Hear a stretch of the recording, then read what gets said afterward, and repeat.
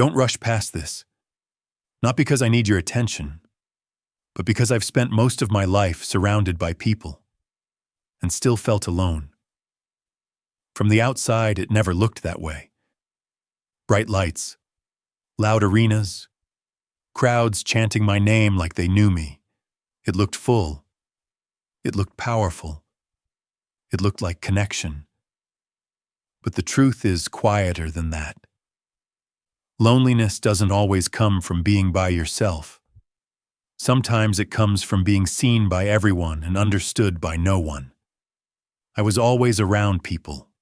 Teammates, coaches, media, expectations, so many voices, so much noise. And yet, there were nights when the silence felt heavier than any crowd.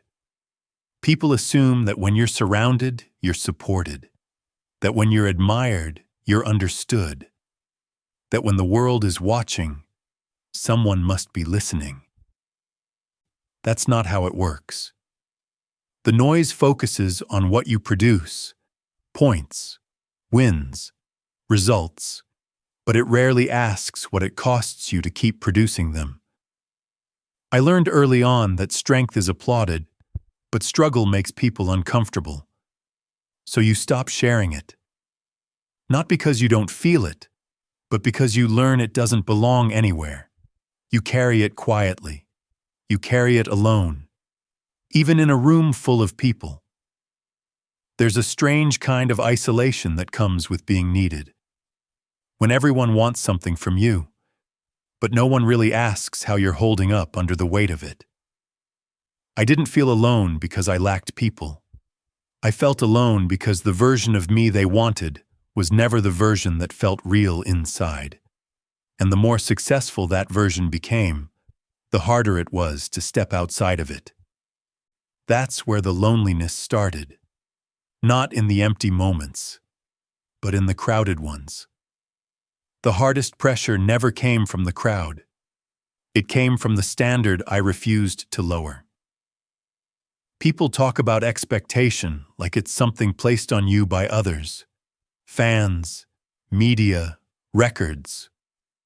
But the weight that stayed with me was the one I carried on purpose. I didn't chase greatness because it was celebrated. I chased it because anything less felt dishonest. Like I was betraying something inside myself. That kind of commitment changes how you move through the world. It sharpens you. But it also narrows your life. There's no off switch for it. No clean separation between who you are and what you demand from yourself. Even rest feels like a negotiation. Even silence feels like falling behind. I wasn't afraid of failing in front of people. I was afraid of failing my own standard when no one was watching, so I kept pushing. Through fatigue, through doubt, through the quiet signals your body sends when it's asking for mercy.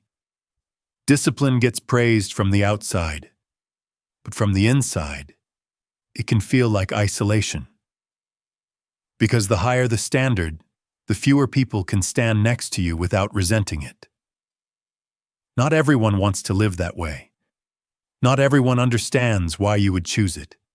And after a while, you stop trying to explain. You learn that intensity makes people uncomfortable, that consistency exposes inconsistency.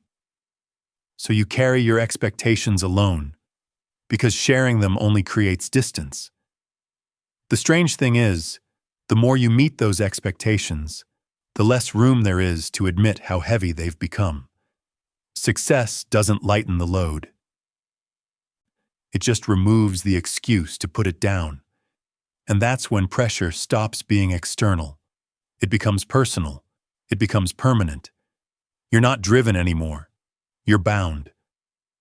At some point, the noise changes. Not in volume, in intention. People stop asking who you are. They start deciding. Labels replace curiosity. Narratives replace context. And suddenly, everything you do is filtered through a version of you that feels smaller than the truth. I was criticized loudly. But what stayed with me longer was the quiet withdrawal, the way belief faded without confrontation. No arguments, no goodbyes, just distance. People didn't always leave because I failed. Sometimes they left because staying became inconvenient. Because pressure exposes limits, and not everyone wants to confront their own. I learned how quickly admiration can turn conditional, how support lasts as long as the outcome feels safe. When things get complicated, people simplify. They reduce you to a headline, a stat, a moment frozen in time. It's easier that way. Understanding takes effort. Judging doesn't. What hurt wasn't being misunderstood by strangers. That was expected. What hurt was being misunderstood by people who were close enough to know better. Conversations stopped feeling like conversations. They turned strategic, carefully measured, guarded. You start noticing who disappears when you're no longer easy to stand next to. Who goes quiet when defending you requires effort. Who stays silent while your name gets reshaped by voices that were never there. No one tells you when they stop believing. They just stop standing with you. And that kind of absence is difficult to confront because there's nothing to fight. No accusation to answer. No closure to reach. You're left carrying questions instead, wondering if you asked for too much, if your intensity pushed people away, if expecting commitment was unrealistic. But deep down, you know the truth is more uncomfortable than that. Some people don't leave because you're wrong. They leave because staying would require them to be more than they're ready to be. And so you remain, still working, still showing up, surrounded by people, quietly alone. There's a moment when quitting stops feeling dramatic and starts feeling practical. When walking away looks like relief, like rest, like choosing yourself for the first time in a long while. I felt that moment more than once. Pain wasn't a warning anymore. It was routine. Injuries became something you manage, not something you heal. Exhaustion became background noise. You stop asking whether you're okay and start asking whether you can still perform. Staying wasn't about courage. It wasn't about proving anything. It was about identity. I didn't know who I would be if I let go of what I had committed myself to, and that uncertainty felt heavier than the pain. So I stayed. Not because it felt good, not because it was rewarded, but because leaving felt like erasing years of discipline, sacrifice, and belief. People romanticize resilience. They talk about pushing through as if it's a moment of adrenaline. But most of the time, it's quiet, repetitive, unseen. It's showing up when motivation is gone, when the body is slow, when the mind is tired of convincing itself to care. There were days when I wasn't chasing greatness anymore. I was just honoring a promise I had made to myself a long time ago. That promise didn't protect me from doubt. It didn't make the loneliness lighter. But it gave the pain a direction. And sometimes, direction is the only thing that keeps you moving forward. You learn something important when you stay long enough. Not everyone who starts with you is meant to finish with you, and that realization doesn't arrive all at once. It settles in slowly, through empty spaces, through conversations that never happen, through the absence of hands you thought were holding the weight with you. Staying costs more than people realize. It costs comfort. It costs relationships that can't survive pressure. It costs the version of you that believed effort would always be met halfway. But I stayed anyway, not because it made me stronger, but because it revealed who I already was. And then there's you. Not the crowd, not the commentators, not the voices that only show up when there's something to celebrate or criticize. You stayed. You didn't interrupt. You didn't rush me toward a conclusion. You didn't need a highlight or a lesson to justify being here. That matters more than you think. Because presence is rare, real attention is rare. Most people listen with an agenda. They're waiting to respond, to judge, to extract something useful and move on. But staying without demanding clarity, without asking for performance, without needing certainty. That's different. I didn't need you to understand every choice I made.